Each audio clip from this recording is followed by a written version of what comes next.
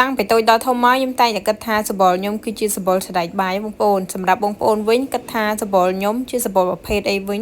សបល់ទឹកខ្មុំឬមួយសបល់ស្ដេចបាយព្រោះអីតាំងពីតូចដល់ធំអ្នកចិត្តខាងឬមួយចាស់ចាស់គាត់ប្រាប់ខ្ញុំថាខ្ញុំមានសបល់ស្ដេចបាយអញ្ចឹងណាហើយមួយចំនួនតូចទៀតក៏គាត់ថាខ្ញុំមានសបល់ទឹកខ្មុំអញ្ចឹងទៅអញ្ចឹងថ្ងៃនេះឲ្យបងប្អូនមកប្រាប់ខ្ញុំវិញថាសបល់ខ្ញុំសបល់ប្រភេទអីវិញហើយមកថ្ងៃនេះក៏មិនមកវាតម្លៃរឿងស្បែកថាសខ្មៅអីមិនតាំងបងប្អូនគ្រាន់តែចង់ដឹងថែមពីខ្លួនឯងអញ្ចឹងណាពេលខ្លះយើងមើលកញ្ចក់រងថ្ងៃមែនប៉ុន្តែដឹងថាយើងមានសបល់អីឲ្យប្រកាសទេសម្រាប់ខ្ញុំវិញសបល់បែបណាក៏ខ្ញុំស្រឡាញ់ដែរខ្មៅសស្អែមទឹកខ្មុំឬមួយស្ដេចបាយស្ដេចខៀវអីហ្នឹងគឺស្រឡាញ់ទាំងអស់តែស្បែកមានសុខភាពល្អហើយកាលខ្ញុំនៅទូចវិញគឺស្បែកខ្ញុំមានស្នាមច្រើនទៅបងប្អូននឹងស្រាប់ហើយក្មេងៗតែងតែមានតបៅមានអីលើដៃលើជើងលើមុខចឹងទៅពួកអីលពើការឡើងដើមឈើចង្ការលុកព្រៃចឹងមុតបលាមុតអីនិយាយទៅដៃជើងតែស្អាតនឹងគេទេទៅរៀនវិញគឺគេប៊ូលីរហូតថាស្បែកខ្មៅស្បែកខិចចឹងណាពេលខ្លះទៅក៏អន់ចិត្តពេលខ្លះទៅក៏ធម្មតាគេថាឲ្យយូរទៅចង់ផ្លាស់ប្ដូរខ្លួនឯងតាមមាត់គេចឹងទៅប៉ុន្តែពេលហ្នឹងគឺខ្ញុំលាបលេមែនបងប្អូនលាបលេធ្វើឲ្យសផ្លាស់ប្ដូរខ្លួនឯងដើម្បីមាត់គេកាលហ្នឹងគឺខ្ញុំនៅក្មេងមែនតើអាយុ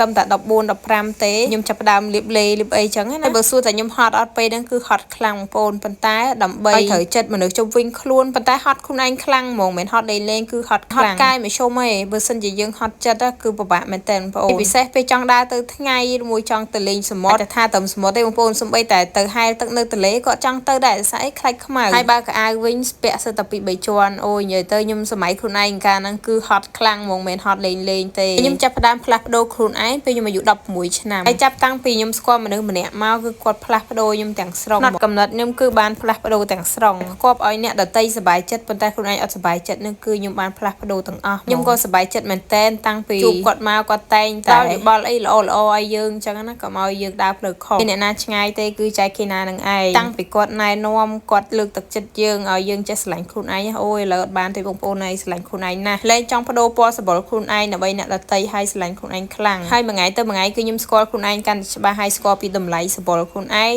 ស្អីបងប្អូនសបល់យើងគឺម៉ាក់ប៉ាយើងអ្នកចែកឲ្យទេអញ្ចឹងបើសិនជាយើងចង់ផ្លាស់ប្ដូរវាដូចជាមិនពេញចិត្តរូបរាងនិងសបល់ដែលប៉ាម៉ាក់យើងចែកឲ្យយើងខ្ញុំពេលខ្លះអង្គុយគិតខ្លួនឯងហើយក៏ប្រោតនឹងខ្លួនឯងដែរដែលមានសបល់ប៉ាម៉ាក់ខ្ញុំចែកឲ្យនិយាយទៅសបល់ម៉ាក់ពាក់កណ្ដាលសបល់ប៉ាពាក់កណ្ដាលហើយបាយចរិតវិញកាត់ទៅប៉ាខ្លះកាត់ទៅម៉ាក់ខ្លះហើយចេញវីដេអូនេះមានអីនិយាយច្រើនទេបងប្អូនគ្រាន់តែចង់ឲ្យបងប្អូនឆ្លាញ់ខ្លួនឯងកាន់តែច្រើនសបល់យើងមិនក៏ដោយក៏ស្អាតដែរបើសិនជាបងប្អូនកំពុងតែមានបញ្ហាគេប៊ូលីរឿងស្បែករឿងច្រមុះរឿងអីក៏ដោយនិយាយទៅខ្ញុំជាក្មេងម្នាក់កាលនៅរៀនគឺគេប៊ូលីច្រើនរឿងស្បែករឿងសក់និយាយទៅរឿងដៃជើងកម្ពស់រឿងធាត់ស្គមអញ្ចឹងទៅនិយាយទៅជួបអស់ហើយចឹងវីដេអូនេះចង់ផ្ដាំទៅបងប្អូនថាគេប៊ូលីយ៉ាងណាក៏ដោយសំខាន់កុំផ្លាស់ប្ដូរដើម្បីគេធ្វើឲ្យបានធ្វើទៅឲ្យតែគិតថាល្អដល់យើងហើយធ្វើយើងខ្លួនឯងនឹងសប្បាយចិត្តយើងខ្ញុំគិតថាមានអីសំខាន់ជាអត្តចរិតល្អទេបងប្អូនបើសិនជាមុខមាត់ស្អាតបាតយ៉ាងណាក៏ដោយបើអត្តចរិតអត់ល្អទៅមួយក៏បានយូរដែរដូចខ្ញុំរងថ្ងៃហ្នឹងគឺមុននឹងខ្ញុំរាប់អានអ្នកណាចូលជីវិតគឺខ្ញុំមើលអត្តចរិតមុនហើយខ្ញុំអត់មើលលើសម្រស់ឬមួយមានក្រ